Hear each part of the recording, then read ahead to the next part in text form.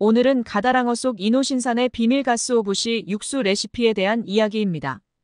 가쓰오부시는 일본 요리에서 없어서는 필수적인 육수 재료입니다. 가다랑어를 삶고 말린 후 얇게 포를 뜬 이 재료는 생산량의 90% 이상이 국물 우려내는데 사용됩니다. 수타 소바집부터 키시멘, 우동, 라멘에 이르기까지 모든 일본 식당에서 국물 요리의 핵심 재료로 자리 잡고 있습니다. 이번 글에서는 가쓰오부시의 인기 비결인 가다랑어 속 이노신산에 대해 자세히 알아보고 육수 제조 과정과 레시피를 자세히 소개하겠습니다. 가다랑어의 감칠맛 성분인 이노신산은 활어 상태에서는 존재하지 않습니다. 이 맛 성분은 생선이 죽으면서 생성되며 일정한 시점에 도달하면 분해되며 줄어들게 됩니다. 따라서 멸치를 잡은 후 빠르게 삶아 처리하는 이유도 맛의 메커니즘이 활성화되기 때문입니다. 가쓰오부시의 감칠맛 성분, 이노신산 형성의 비밀 파헤치기.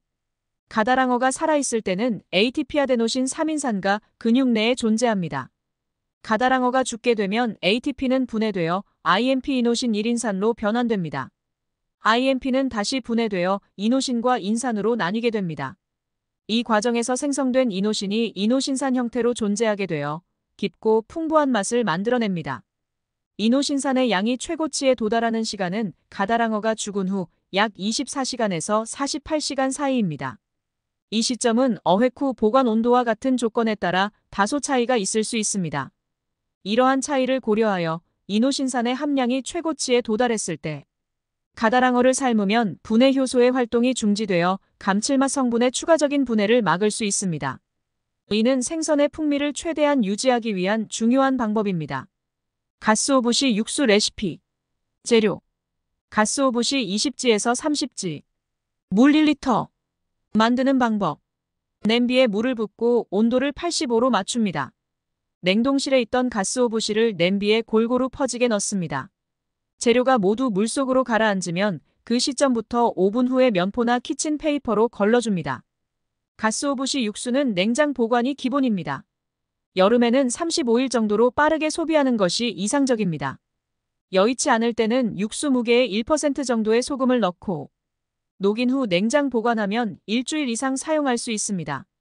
완성된 육수는 글루탐산이 부족한 상태입니다. 이로 인해 맛이 꽉 차지 않는 느낌이 들 수 있습니다. 최상의 맛을 위해서는 다시마의 글루탐산과 표고버섯의 구안일산이 조화를 이루어야 합니다. 흥미로운 점은 다시마와 표고버섯 두 재료의 맛 성분이 건조 과정에서 생성되고 증가한다는 것입니다. 생표고버섯에는 글루탐산만 존재하지만 건조되면서 사람들이 원하는 감칠맛 성분인 구안일산이 만들어집니다. 그러나 다시마만으로 육수의 글루탐산을 충분히 보충하기 어렵습니다. 따라서 일본에서는 전통적으로 간장을 사용해 이 문제를 해결했습니다. 오사카에서는 다시마와 간장을 함께 사용하여 풍미를 더했으며 도쿄에서는 간장 속에 높은 함량의 글루탐산이 포함되어 다시마를 생략하는 식당도 많았습니다. 이로 인해 두 도시의 육수 색깔이 다르게 나타나는 원인이 되었습니다. 이러한 감칠맛 성분들은 각각 단독으로 사용될 때 특유의 맛이 강하지만 조화로운 맛은 만들어내기에는 한계가 있습니다. 그러나 여러 성분을 함께 사용하면 꽉 찬 맛의 요리가 완성됩니다. 예를 들면 고기나 국을 좋아하는 사람이 마른 반찬과 고기 없는 식사를 한다면 배는 부르겠지만 왠지 허전한 느낌을 지울 수 없습니다. 이때 디저트로 빵이나 과자를 챙기게 되는데요. 고기나 국물 속에 감칠맛 성분을 갈구하고 있기 때문입니다. 보이지 않는 감칠맛 성분은 식사의 맛은 물론 양에도 큰 영향을 미칩니다. 감칠맛 성분이 풍부한 식사를 하면 적은 양으로도 만족감을 느낄 수 있어 디저트에 대한 욕구가 줄어듭니다. 즉 풍부한 감칠맛이 식사의 질을 높이며 더 적은 양으로도 충분한 만족을 제공한다는 것입니다. 여러분은 식사 중에 김치찌개가 너무 맛있어서 한동안 다른 반찬에 손이 가지 않았던 경험이 있으신가요? 이 찌개의 주 재료인 김치에는 멸치 육수, 돼지고기, 참치, 햄 등의 다양한 재료가 어우러져 복잡하고 풍부한 맛을 만들어냅니다. 김치의 발효로 인한 깊은 맛과 자연스러운 산미, 고춧가루의 매콤함이 돼지고기, 참치, 햄에서 나오는 이노신산, 글루탐산과 조화를 이루기 때문입니다.